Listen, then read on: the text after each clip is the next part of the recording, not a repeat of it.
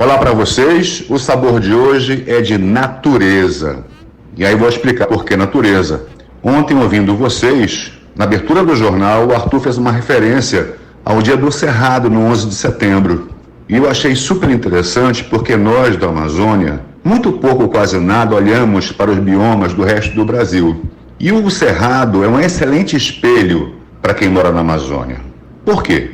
O Cerrado é o segundo maior bioma do Brasil. Ele ocupa 22% do território brasileiro. E ele, infelizmente, hoje sobrevive apenas de metade do que ele era, exatamente isso. Apenas 50% do Cerrado brasileiro sobrevive e a duras penas. Olhando esse panorama, nós podemos imaginar talvez o que nos reserve a nós da Amazônia. A Amazônia, ela é o primeiro bioma brasileiro, ela ocupa quase que metade do território brasileiro, ela chega a 49% da cobertura vegetal do Brasil, com uma importância hídrica enorme, inclusive, na questão da água doce do mundo. E esse bioma significa metade do território brasileiro, 18%, ou seja, uma porção significativa do bioma, ele está no Amazonas. E nós nunca pensamos a respeito da força que isso tem. Nós estamos sendo devastados, saqueados. Eu já cansei de falar aqui sobre os sucessivos rankings e recordes que nós temos batido de devastação, de queimada. Isso desde 2018 para 2019. Nós acabamos de ter notícias do pior agosto que se viveu em termos de devastação nos últimos 12 anos. Como se não bastasse a questão das estatísticas, nós temos muito presente a natureza. Há quantas semanas que nós, amazonenses e manauaras, acordamos aqui com aquele cheiro de fumaça e com o horizonte embaçado pela fumaça das queimadas? Acho que já passamos aí de 3 semanas. Hoje, terça-feira, um pouco melhor, por conta da chuva que houve ontem, pelo menos aqui no centro da cidade de Manaus e na região metropolitana, que aliviou um pouco a fumaça. E me surpreende muito, infelizmente, essa realidade não reverberar. Não se fala nessa realidade. Ela não é pauta. Ela é pauta aqui na Band News Difusora FM, porque nós somos chatos e nós somos de DNA amazônico, mas no ranking de importância, no ranking de assuntos mais comentados, ela nem figura. E eu também lembrei de um assunto que eu acabei lendo no final de semana, que é sobre uma declaração do Jacques Cousteau, oceanógrafo, pesquisador, navegador, super importante dos anos 80 e 90, que fez uma expedição na Amazônia. E ele chegou aqui e ele disse o seguinte numa coletiva de imprensa: hoje o mundo está preocupado com a guerra nuclear, mas essa ameaça vai desaparecer. A guerra do futuro será entre os que defendem a natureza e os que a destroem. A Amazônia vai ficar no olho do furacão. Cientistas, políticos e artistas desembarcarão aqui para ver o que está sendo feito com a floresta. Fecha aspas, porque essa foi uma declaração dele numa coletiva de imprensa em 82. 82. Conta aí quantas décadas temos esse ano.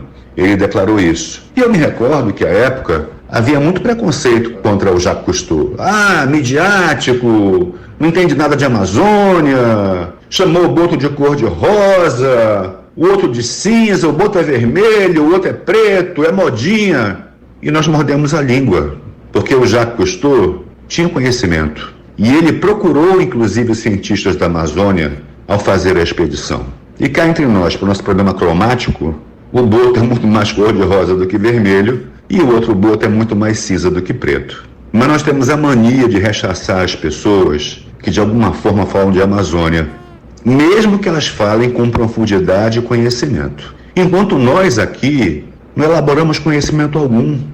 Nós sabemos que é um problema e parece que o problema é conveniente para alguns que se ignora por completo. Quer ver uma coisa?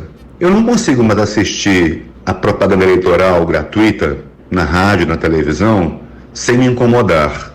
As propostas são absolutamente vazias sobre segurança, sobre educação, ou então aquela baboseira de dizer contra a corrupção, que isso não é proposta de nada, por Deus.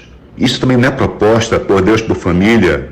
Proposta é aquilo que você abre o tema e fala, inclusive, em estatísticas, em orçamento. A questão do seu deísmo, da sua religiosidade, fica na sua igreja. Não dá para dizer, eu sou a favor da Amazônia. Alguns poucos falam, mas ser a favor da Amazônia é raso demais. Não significa nada. E é para nós uma vergonha que, no atual estado de coisas, nós não tenhamos essa pauta de Amazonas e de Amazônia, o bioma que significa 49% do território brasileiro, dos quais 18% desse universo estão no Amazonas, que está sofrendo um perigo terrível, não ser pauta. Não é pauta por quê? Eu vou me arriscar a dizer, e vocês me perdoem pela arrogância, não é pauta porque a maioria é ignorante. A maioria tem proposta de vereador de cidade de interior para ser deputado estadual e federal. Talvez se tivesse um ditado com eles não passassem com média 5. Não tem conhecimento, não tem leitura, não tem vivência. E uma outra metade, ou pelo menos de 40%, falar em interesses próprios, mesmo que tenha conhecimento. É lamentável o que se passa hoje na Amazônia. Por isso que eu convoco você, que nos ouve agora, aqui no Band News primeira edição, que pense bem quem vai votar. Porque a Amazônia, ou Amazonas, ou natureza, ou meio ambiente, não é uma pauta de segmento, não. Não é de mulheres, não é de pessoas negras, não é de indígenas, não é de jovens, não é de LGBT, é uma pauta coletiva. E ela precisa estar em destaque, e nós estamos dando uma aula de como sermos desrespeitados, aceitando que as pautas sejam de segurança com propostas absolutamente pífias, vergonhosas. Gente, hashtag acorda e hashtag pensa.